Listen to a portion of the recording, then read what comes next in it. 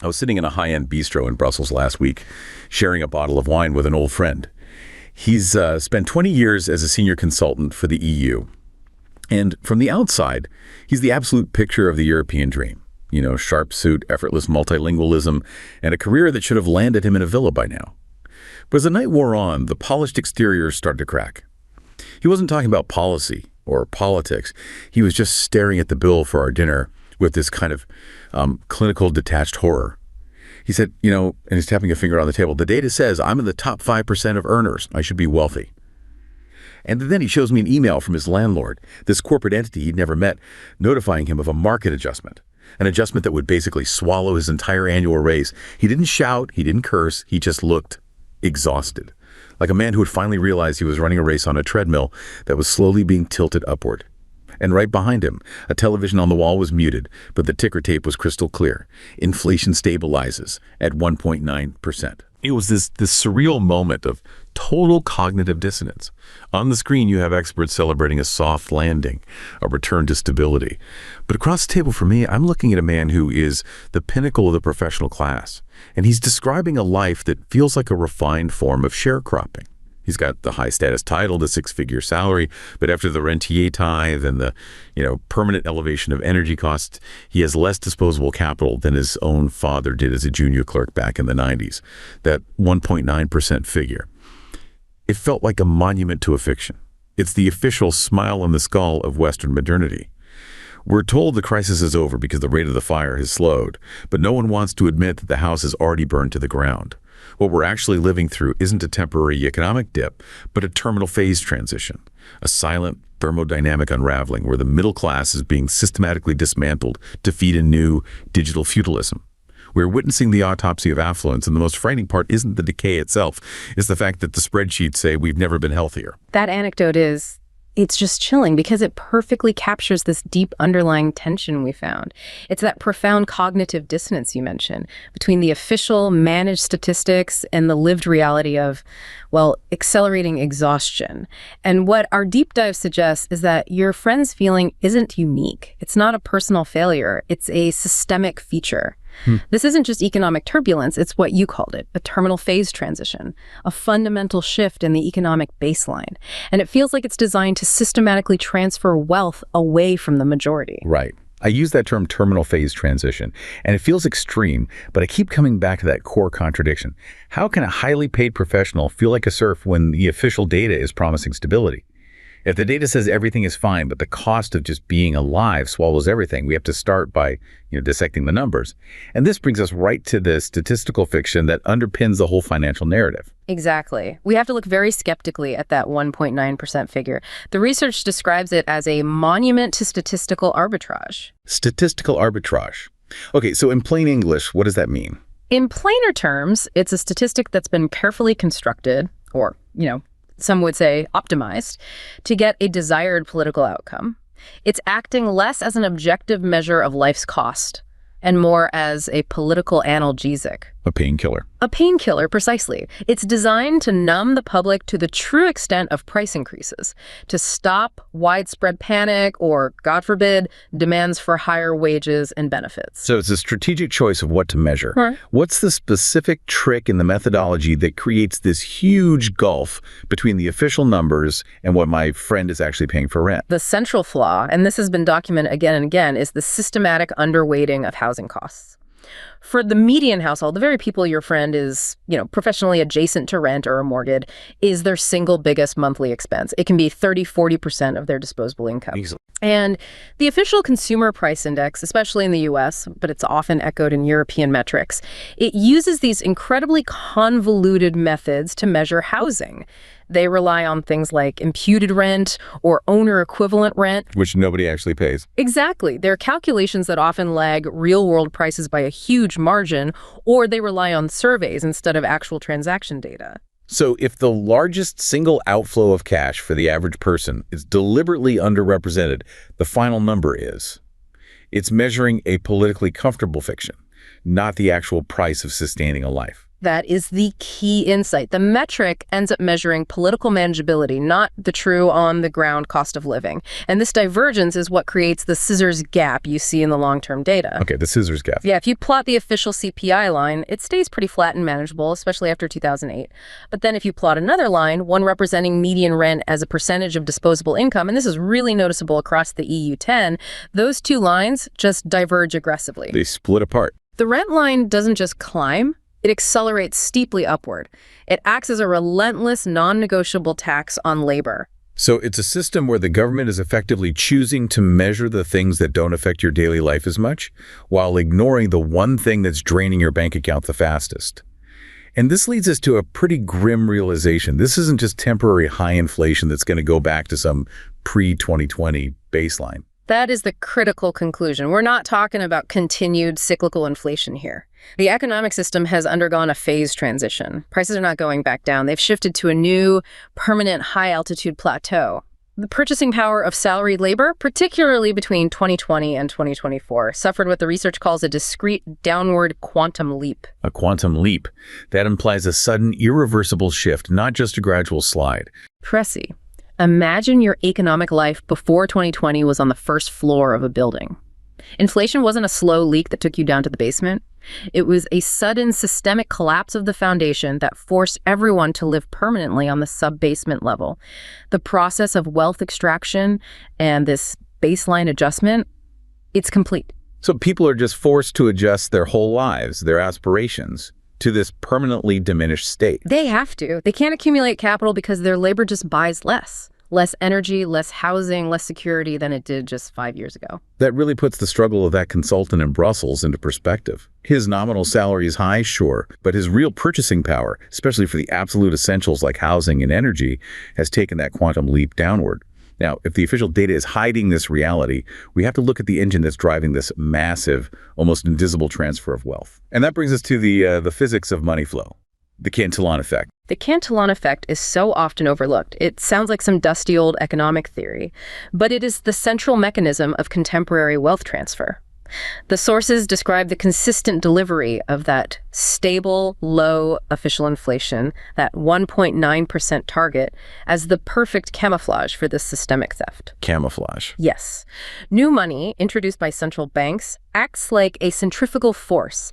It spins wealth away from the labor force at the periphery and pulls it toward the financial institutions at the very center. Okay, let's try to simplify this for everyone listening. How does the Cantillon Effect actually work in the modern digital economy? Okay, think of it this way. New money is like injecting dye into a slow-moving river. The people closest to the injection point, the financial elites, they get the fresh, clean water first. Meanwhile, those downstream, the wage earners, they get the diluted, polluted effects much, much later after all the main benefits have already been absorbed. So it's all about timing. Time is money, and whoever gets the money first wins the game before prices catch up for everyone else. It's entirely about timing. The process is sequential. The research calls it a thermodynamic event. So where does the injection start? Where's the spigot? It starts with the central banks, the ECB in Europe, the Federal Reserve in the US.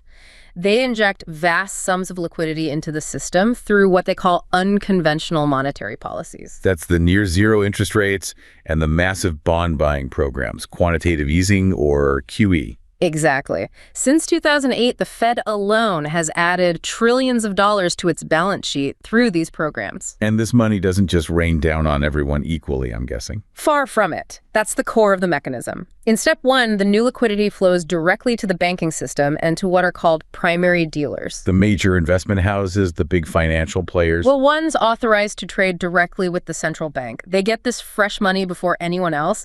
They're literally closest to the spigot. Then, in step two, these banks and dealers lend this liquidity out. But they don't give cheap loans to small businesses or average consumers first. No, they provide it to their preferred customers. Sure. Large corporations, institutional investors, massive real estate developers, and high net worth borrowers. And because money is so abundant, these preferred customers get credit at incredibly low interest rates. So the wealthiest actors get the cheapest money, and they get it while asset prices are still low. That's step three, and this is the key moment of extraction. These first recipients immediately spend the money. They acquire income-generating assets. Real estate portfolios, stocks, private equity stakes, you name it. Since the broader economy hasn't inflated yet, they're buying these assets at current valuations using what will become tomorrow's depreciated dollars. This leads to spectacular valuation gains in the financial sector, and asset prices just inflate dramatically. And meanwhile, the rest of the economy is just humming along, maybe noticing their coffee is a few cents more expensive, but nothing major yet. That brings us to the painful conclusion. As this vast amount of money slowly circulates from assets into the real economy, demand increases, and finally, prices for goods and services begin to rise across the board.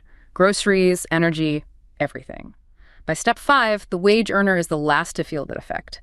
They receive the inflationary aftershocks only after asset prices have already soared and the initial wealth transfer to the asset holding class is complete. And their wages, which almost never keep pace, are debased. The implication of this 5-step sequence it's profound. It means monetary policy, rather than being a neutral tool for economic management, is actually a structural mechanism that facilitates a permanent, continuous systemic wealth transfer. It is a transfer from the labor force, from the savers, the workers, the tenants, to the financial elite and the asset holders. And it's all achieved under the guise of stabilizing asset prices. For instance, the sources note that the housing market became permanently unaffordable for so many wage earners, precisely because those with first access to cheap credit could purchase and bid up all the real estate before the salaried class even had a chance to react. Okay, let's shift focus a bit to the policy failures that allow this Cantillon effect to just keep going. The research details the damage from what it calls asymmetric monetary policy. Specifically, this failure of central banks to address booms, what they call a type 1 error.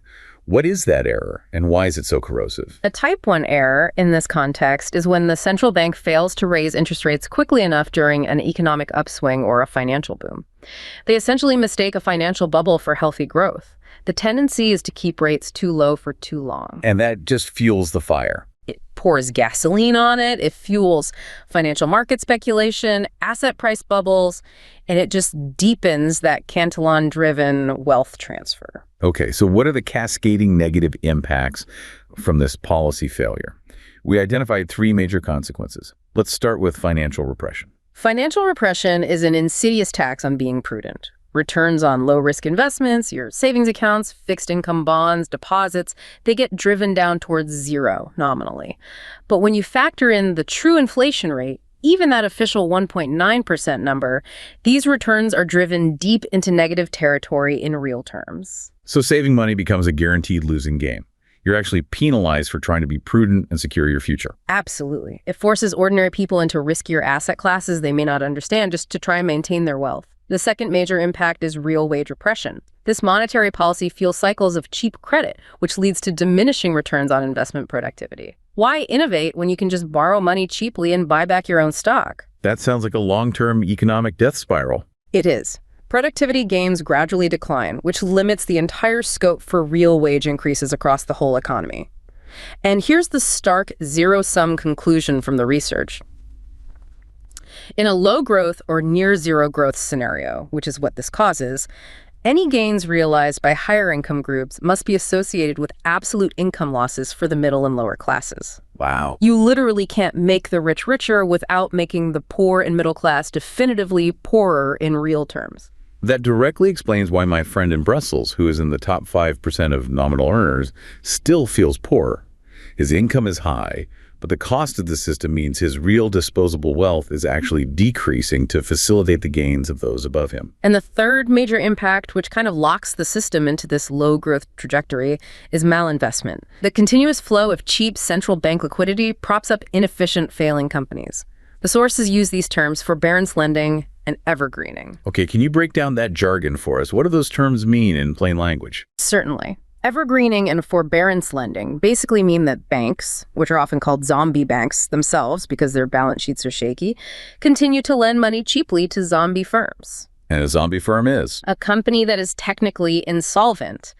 Its profits can't even cover the interest on its debt, but it's kept alive by continuously rolling over these cheap loans. So rather than allowing creative destruction, where inefficient firms die off and their capital flows to innovative newcomers, the system is forcing the healthy parts of the economy to feed the walking dead. It sounds like a horror movie. It's a systemic tragedy. This perverse incentive delays any real structural adjustment across the economy. Capital gets tied up in traditional low-efficiency structures that should have failed years ago. This dampens growth, it prevents genuine innovation, and it reduces average productivity across the board. The financial and real estate sectors grow disproportionately during these booms, sucking capital away from potentially productive, innovative sectors. The entire system has essentially subsidized inefficiency. It ensures that our future economic potential just remains diminished. So the monetary structure isn't just a political tool, it's an engine of economic decay. It has eroded the ability of the middle class to save, to earn, to fund innovation. And it's ushering in this new economic reality. And that new reality, according to what we've seen, looks more and more like digital feudalism. That transition is stark. We're moving from monetary distortion to the permanent physical manifestation of that wealth extraction, the rentier trap. Let's turn to the anecdotal reality of this new landscape. I read about Clara, a digital project manager in Berlin. Her situation just crystallizes this quiet proletarianization of the middle class. For years, Clara bought into the fundamental post-war promise. Work hard, save diligently, and property will be your bedrock of security. She was aiming to buy a modest apartment. But she wasn't bidding against other local families. She was up against an invisible adversary. That adversary is the faceless institutional investor. Often an algorithmic fund based in a low-tax jurisdiction like Luxembourg or Dublin that treats European residential blocks not as homes, but as mathematical high-yield financial derivatives. The outcome for Clara is bleak. Every single time she managed to save a meaningful amount of capital, this corporate entity's AI would adjust the local market rate upward, always making sure the yield stayed optimized for shareholders half a world away. She's now a permanent tenant in a neo-feudal economy. Her high professional income is just systematically harvested as rent, which prevents any meaningful accumulation of capital. This is the very essence of social mobility freeze. Professionals like Clara, even with upper quartile incomes, face what's called silent shrinkage. Their income might sound impressive on paper, but after you subtract the non-negotiable costs, what's correctly termed the rentier tithe. Rentier tithe being rent, debt service, energy costs. All of it. After that, their true disposable income converges downward. They become the high productivity serf, generating immense surplus value that is immediately siphoned off by asset holders. If every annual raise is instantly swallowed by the costs of housing and energy, then capital accumulation becomes completely impossible. This signals the death of the whole bourgeois project of property-based security. The inability to own assets just guarantees permanent impoverishment by exclusion. And the underlying shift here is that housing has transitioned entirely from a social, shelter security to the premier financial derivative. Institutional capital no longer cares about the social function. It cares about yield optimization. They treat housing stock as a guaranteed income stream, a high-yield asset class designed for efficient extraction. And this is only possible because institutional capital can use leverage and scale, thanks to that cheap money we just talked about, to efficiently harvest income streams across vast regions. Precisely. They leverage cheap credit to acquire thousands of units across multiple regions. This scale allows them to operate with efficiencies no small landlord could ever match. They centralize management, they reduce costs, and they use advanced tools to maximize extraction, turning the monthly rent check into a perpetual passive wealth transfer to their distant shareholders. The whole structure of the neo-feudal economy is built on extracting rents on essential, privately owned infrastructure. Yes, and what makes this new feudalism digital is the introduction of those advanced tools. This is where we need to look closely at the use of algorithms to control the rental market. This is where the hyper-efficiency comes in. Management companies now rely on highly sophisticated rent optimization software, tools like YieldStar or RealPage. These systems aren't just recommending a price based on comps. They are automated pricing algorithms that calculate the optimal rent in real time based on unit type, lease length, and regional demand dynamics.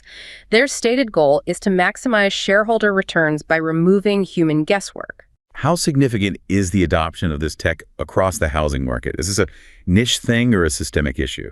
Oh, it's highly systemic, particularly in large urban centers where institutional capital dominates.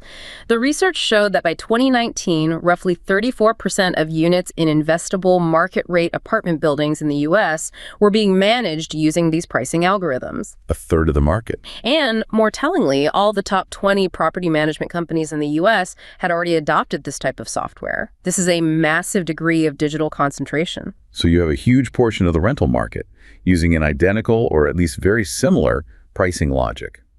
The research was able to analyze how these algorithms behaved during the financial bust of 2008-2010, and then the recovery that followed.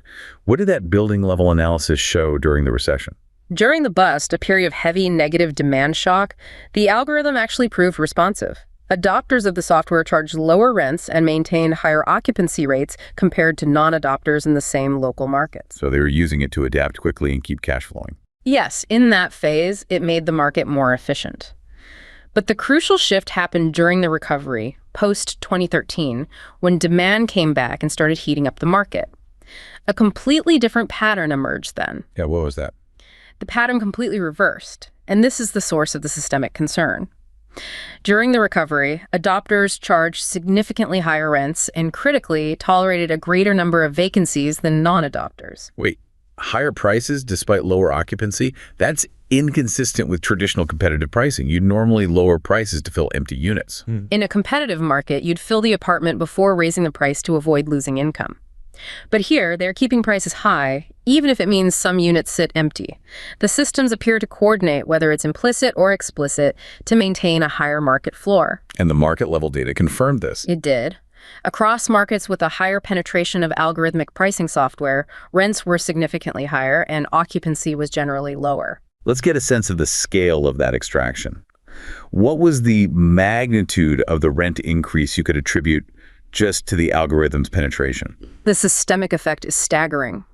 The studies found that for a market that was fully penetrated by the pricing algorithm, meaning virtually every major player was using it, the average rent was approximately 3.0% higher compared to an unpenetrated market. 3%. 3% higher, even after controlling for all local economic fundamentals like income, jobs, and housing stock availability. 3% higher across an entire city just because of a piece of software. That's billions of dollars annually transferred from tenants to institutional shareholders. Now, I know the sources get into the technical weeds of whether this is strictly illegal collusion or just hyper-efficient pricing. We don't need the legal methodology, but what's the fundamental takeaway for the listener? The takeaway is that the distinction between legal, hyper-efficient profit maximization and coordinated pricing is structurally irrelevant to the tenant. This technology fundamentally changes market dynamics by eliminating human error and hesitation, allowing these dominant institutional players to price housing not based on what the local community can afford, but on what the algorithm calculates as the maximum extractable yield. It ensures that the neo-feudal structure, where the middle class is a permanent tenant class, is self-optimizing and extremely stable.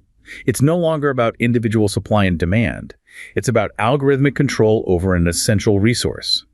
This systemic exhaustion and institutional inability to deliver basic security leads us into our third major theme, the institutional entropy that marks the autopsy of affluence. And this is where we need to look beyond the financial spreadsheet and examine the human and social cost. Think about Mark, the retired civil servant in Lyon. Mark spent 40 years contributing to the French social model, believing in the post-war social contract. If you pay in, the state will guarantee your dignified retirement and safety net. Today, Mark is standing in a line at a food bank in a quiet suburb. And this isn't a temporary charity moment. This is his new normal. Mark is experiencing what the sources define as functional necrosis. The welfare state, the entire post-war structure, it exists on paper. The bureaucracy is staffed, the forms are filed, the laws are on the books.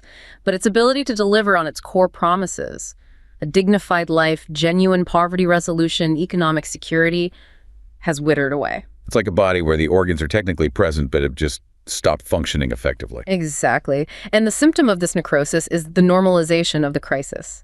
Food banks, which were once an emergency measure, have been integrated into the systemic infrastructure of European and American life. They're no longer a sign of failure, but a necessary component of the overall social system. This is the terminal collapse of the post-war social contract. The system can't afford to truly take care of its own because of its own immense complexity. And this is where the work of Joseph Tainter on the collapse of complex societies becomes extremely illuminating. Okay, let's elaborate on Tainter's framework. Yeah. What is the central mechanism he identifies for societal collapse, beyond just simple economic or military failure. Tainter's theory is simple but profound. Complexity solves problems. But every layer of organization, every specialist, every new piece of infrastructure, be it a massive bureaucracy or a new regulatory body, imposes a metabolic cost in energy and resources. And this cost leads to diminishing returns. So we build a bureaucracy to solve problem A, but the bureaucracy itself becomes a new problem. Problem B that requires a new, even larger bureaucracy to manage it, and the cycle just accelerates. Precisely. You get less and less benefit for every unit of energy you invest in solving the next problem. The collapse threshold, according to Tainter, happens when a society reaches a point where it requires virtually all of its available energy and resources just to maintain its existing complexity. There is no surplus left for innovation, adaptation, or coping with unexpected crises.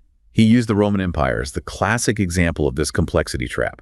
How did Rome pay the cost of complexity until it just couldn't sustain itself anymore? The Roman Empire, particularly during the crises of the 3rd and 4th centuries, constantly increased its complexity to manage problems like internal rebellion and border security. They needed a larger army, more officials, more complicated tax structures, and they paid for this increased metabolic cost through two main destructive strategies. First, currency debasement. They slowly but surely reduced the silver content of their coinage, essentially inflating the currency to pay their bills. A historical precursor to the modern Cantillon Effect. In many ways, yes. They were transferring wealth by debasing the currency, which hurts anyone who holds fixed wages or savings. Second, they raised taxes, often severely, on the peasantry and landholders. Eventually, the burden became unbearable. By the 4th century, the taxation required to maintain the army, the cities, and the bureaucracy was so crushing that we have historical accounts of peasants selling their children into slavery just to meet their tax obligations. The system just became too expensive. It became too expensive and inefficient to sustain. It collapsed, not due to an invasion, but because it had exhausted its internal resources. So if Rome paid the cost with currency debasement and crushing human labor, how does that translate to our modern industrial civilization where we have the seemingly infinite power of inanimate energy fossil fuels to pay our bills? The problem of diminishing returns persists, even with inanimate energy. We pour more energy into our systems, more computers, more data centers, more logistics networks, but the productivity gains are slowing dramatically. Research has shown that the productivity of innovation itself has declined significantly. The amount of output, measured as patents per author, declined by over 20% between 1974 and 2012. Innovation itself is becoming a far more costly, complex, and slow enterprise, raising serious questions about the long-term maintenance of our incredibly complex global system. So we are running harder and harder just to stay in the same place, and the system is displaying acute systemic fatigue. Let's apply this Tainter lens directly to the modern cost of living. How does the managerial bureaucracy act as a continuous drain on the price of essentials? The state, operating under this immense regulatory complexity, effectively transformed itself into a rent-seeking intermediary in the supply chain of life. Every essential item, food, energy, housing, healthcare, is regulated by layers and layers of bureaucracy. And each one of those regulatory layers comes with a cost. Exactly. Each price increase in these essentials is partly a tax to sustain the managerial bureaucracy that regulates it. This includes steep compliance costs for businesses, various levies like green energy taxes or local fees, and the cost of just administering the regulations.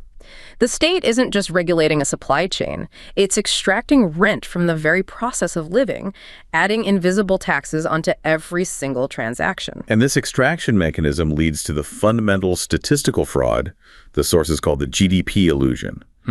If GDP is growing, but it's because everything is more expensive due to complexity, how are we misinterpreting prosperity? We conflate economic activity with genuine wealth creation. When GDP grows primarily due to rising costs for mandatory services, higher prices for rent, soaring financial services fees, ballooning healthcare bills, we are not measuring increasing prosperity. We're measuring the cost of being alive within the system. Think of it this way. If a massive oil spill happens, cleaning it up increases GDP. If the complexity of our healthcare system forces us to spend 3 times as much for a simple procedure compared to another developed nation, that spending increases GDP. So the ledger shows growth, which makes policymakers feel successful. But in reality, Our collective well-being and disposable income are declining because the system is charging us more and more for its own growing inefficiency. Precisely. Real national wealth. The accumulated resilience, capital, and genuine purchasing power of the population declines even as the official economic ledger shows robust growth. This growing gap between the statistical fiction and lived reality is what fractures the social contract. This sounds like a mathematical problem, but it creates a political deadlock. If the technocrats understand the structural issue, the dominance of the rentier class and the high cost of complexity, why can't they just implement the necessary structural reforms? Because the managerial state is trapped in a mathematical deadlock. Any genuine radical solution, like a debt jubilee, a true land value tax that captures rent, or a major overhaul of property rights would require dismantling the entire rentier architecture. And that architecture, the inflated real estate market, the perpetually growing financial sector, underwrites both immense private wealth and state stability. The state relies on the stability of these inflated asset prices to generate tax revenue and to ensure pension funds don't collapse. So the state cannot act against the very architecture it relies on for its own solvency. It's a perfect trap. This forces the economy into what the sources describe using the Chinese term penalize, or a stock game, a zero-sum fight over existing finite resources, abandoning the whole pretense of positive-sum growth. The system stops pretending to generate new wealth for everyone and instead focuses on how to redistribute the existing pie. Which makes political contestation increasingly and nakedly distributional. This is why populism, which is often seen as this irrational outburst, becomes a rational market response. Absolutely. When the system stops creating new opportunities, when the ladder of social mobility is retracted, people rationally fight over the remnants. They turn to political movements that promise to redistribute the existing stock, whether through national protectionism, tax cuts for favored groups, or dismantling perceived bureaucratic costs, rather than trusting in a system that promises a growth that never materializes for them. We've traced the systemic failure through three devastating areas: monetary policy that transfers wealth via Cantillon, financialization that harvests income via algorithmic rent, and institutional decay that prevents reform. Let's bring this all together. What is the final synthesis of these forces, and what does it mean for the structure of global power? The confluence of these three mechanisms results in a new digital feudalism. But it doesn't operate under the old post-war global structure. It manifests as a neo-medieval order. It is a decentralized, complex system of power. And if the nation-state is in deadlock, who is the ruling class in this new order? The dominant actors are defined as the international corporate capitalist class. They are not simply wealthy individuals tied to one country. They are a loose collection of independent corporate actors, institutional investors, and ultra-high net worth individuals, the modern international bourgeoisie. They're united by shared material interests, maximizing global capital yield, minimizing tax obligations, and ensuring the free movement of capital. And crucially, they operate transnationally, accessing exclusive social and legal networks that transcend any single sovereign authority. This is the concept of the Davos man, unbound by national loyalties, whose interests are strictly focused on global profit maximization. Precisely. Their material interests often diverge sharply from the national political elites who might seek to increase state capacity or implement populist policies. This international class directs significant power over global economic policy through supranational organizations and regulatory capture. And this architecture leads to a state of durable disorder, or the neo-medieval international order. And what role is left for the traditional nation-state in this new framework if global capital is so unbound? The sources suggest the nation-states are radically reduced in function. They are relegated to being the political enforcement mechanisms of property rights.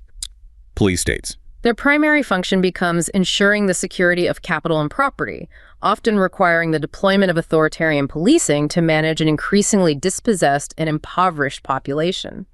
They contest limited regional power, they define national identities, but they remain strictly constrained within the universal capitalist economic logic set by the international corporate elite. So even when there is political contestation, say, between two major economic powers, the fight remains within the capitalist rulebook. It's national capitalism versus international capitalism, not capitalism versus an alternative. That is the genius of the structural design. By pushing political contestation down to the national level, the global system remains committed to the fundamental principles of capital accumulation and property rights. The international corporate class maintains its hegemonic dominance through transnational influence, often deciding which national policies are viable and which are not. We saw an unsettling example of this during the recent public health crises. The sources mention how philanthropic organizations connected to this elite mobilized against things like free vaccine distribution. That's a clear case study. When governments around the world were debating making vaccines universally available or waiving patent rights, powerful philanthropic and corporate groups intervened to enforce patent protection and ensure subsequent multi-billion-dollar government procurement of privately produced vaccines. This prioritized private capital accumulation and intellectual property rights enforcement over a global public health objective, establishing the acceptable boundaries of discourse on government response. Yes. And this raises the final critical question about ideological stability. If this neo-feudal dominance is so clearly elite-centric and doesn't offer a unified vision for the masses, why is there so little effective resistance? Right. The dominance of the international corporate capitalist class has relied fundamentally on two ideological pillars: the resignation of the broad masses and the pervasive logic of capitalist realism. Capitalist realism. The internalized belief that there is simply no feasible alternative to the current capitalist system, regardless of its flaws. Exactly. This ideological lock-in has excluded post-capitalist ideas from mainstream political discourse for decades. The public, facing what appears to be a hopeless choice between slow economic decline and a potentially chaotic reactionary dystopia, accepted the inevitability of neo-feudal dominance. This mental exhaustion breeds cynicism and resignation. But history tells us that ideological systems that fail to generate a unifying, universal, shared identity systems that are fundamentally extractive and exclusive are inherently unstable over the long term. That is the ultimate source of systemic fragility. The ideological disconnect between the people and the elites fundamentally destabilizes the system's ability to socially reproduce itself. The sources compare our current moment to the slow decline of feudalism following the reign of King Charles V in the 16th century. That era saw a deep crisis of ideological hegemony, where the old religious and political structures no longer commanded genuine belief. And what was the historical catalyst that destabilized feudalism then? It was coupled with a mass communication boom, the printing press. The printing press allowed new alternative ideas, like the Protestant Reformation, to bypass the established power structures and disseminate rapidly. Today, we are seeing a similar crisis: the decline of unipolar global power, coupled with the digital mass communication boom. This technological shift delegitimizes the old order and opens the possibility for new anti-capitalist political articulations to emerge in the periphery, in those local municipalities and gray zones where the discourse of global capitalism is starting to fade. The lack of a universal aspiring elite identity means the current structure cannot sustain itself ideologically forever. It seems the autopsy of affluence reveals a system that is medically healthy by its own accounting, yet spiritually and materially bankrupt for the majority. We are watching the center try to maintain control through statistics and complexity, while the seeds of a completely different future are being planted quietly on the margins, fertilized by the exhaustion of the high productivity surf.